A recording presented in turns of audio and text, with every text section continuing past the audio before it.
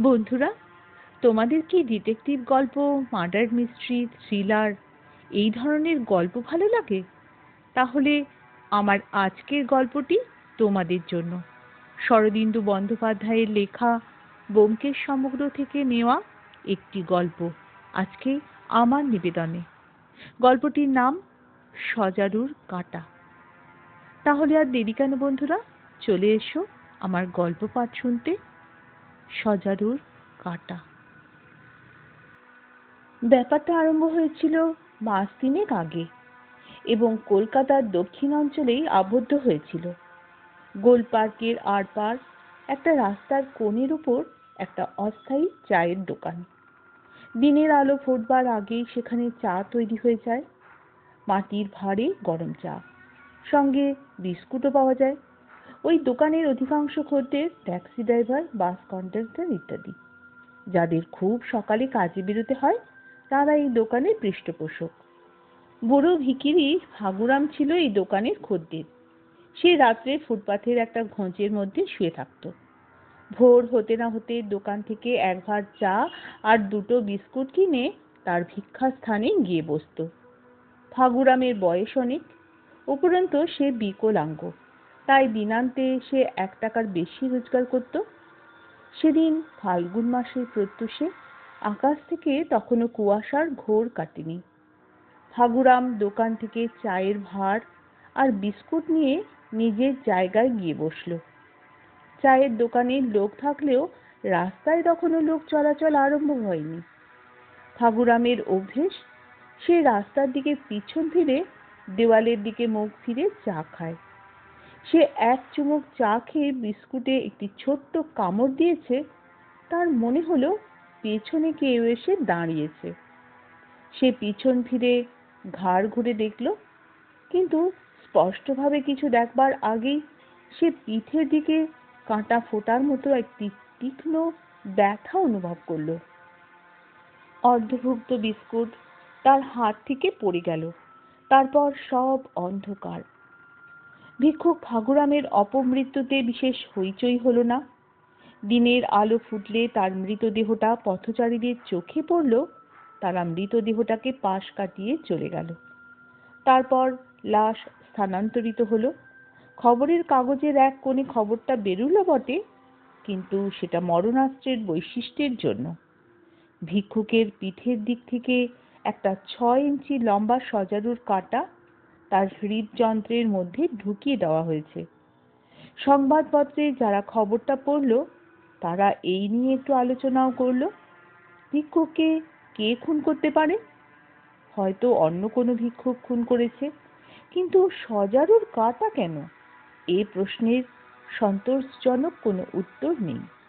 পুলিশও এ ব্যাপার নিয়ে বেশি মাথাও ঘামালো না। মাসখানেক পরে কিন্তু ভিক্ষুকের অপমৃত্যুর কথাটা আবার সকলের মনে পড়ে গেল। আবার সজারুর কাঁটা। রাত্রে রবীন্দ্র সরোবরের একটা বেঞ্চিতে শুয়ে একজন মোটে মজুর শ্রেণীর লোক ঘুমোচ্ছিল।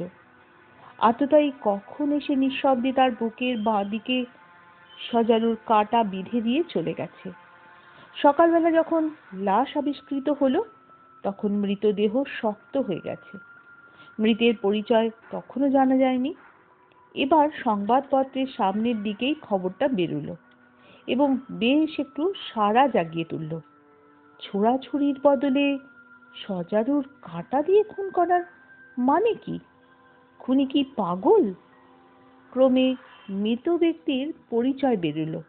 তার নাম মঙ্গলরাম। সে সামান্য একজন মজুর। তার থাকবার জায়গা ছিল না, তাই যখন যেখানে সুবিধে হতো সেখানেই রাত কাটাতো।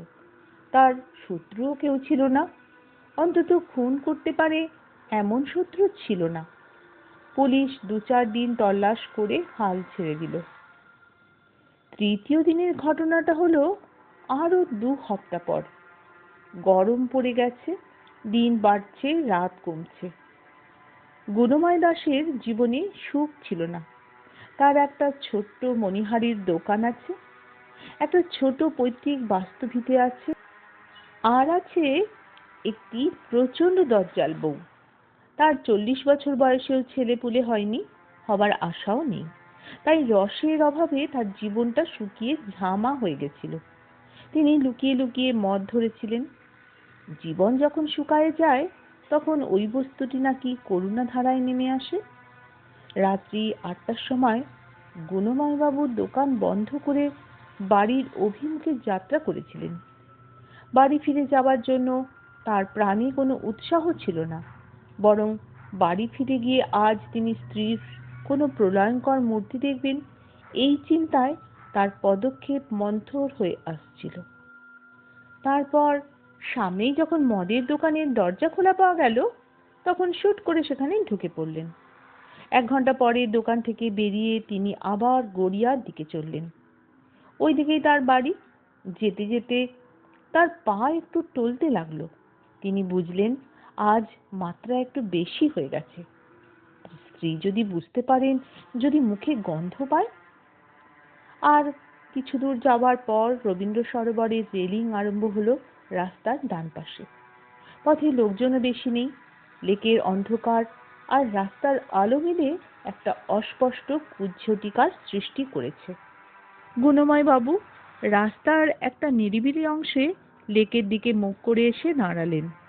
রেলিংয়ে হাত রেখে পেঁচার মতো চক্ষু মেলে ভেতরের দিকে চেয়ে রইলেন। একটা লোক গুণময় বাবুর ২০-২৫ হাত পিছনে আসছিল। সে গুণময় বাবুর পদসঞ্চারের টলমল ভাব লক্ষ্য করেছিল। তাই তিনি যখন রেলিংয়ের ধারে এসে দাঁড়ালেন, তখন সেও ২০-২৫ হাত দূরে দাঁড়িয়ে পড়ল।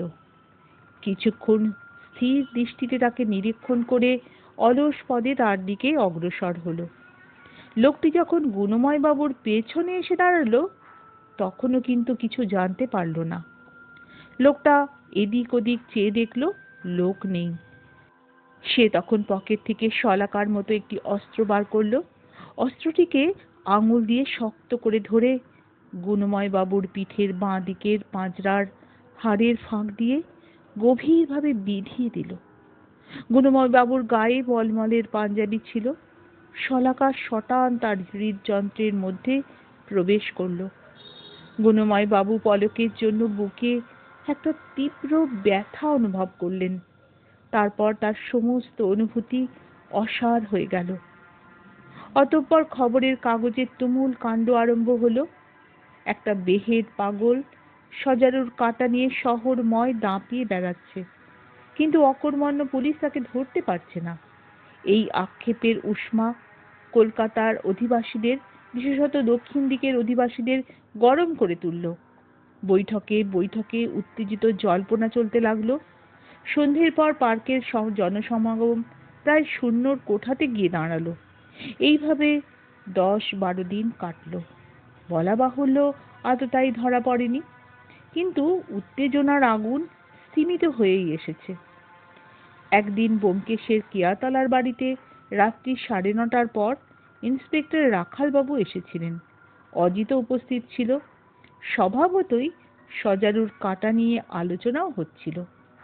অজিত বলল, কিন্তু এত অস্ত্রশস্ত্র থাকতে সজারুর কাঁটা কেন?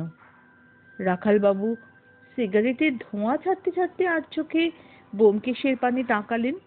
ব্যোমকেশ গম্ভীর মুখে বলল, সম্ভবত আততায়ীর পোষা সজারু আছে, বিনামূল্যে কাঁটা পায়, তাই ছোড়াছুড়ির দরকার হয় না।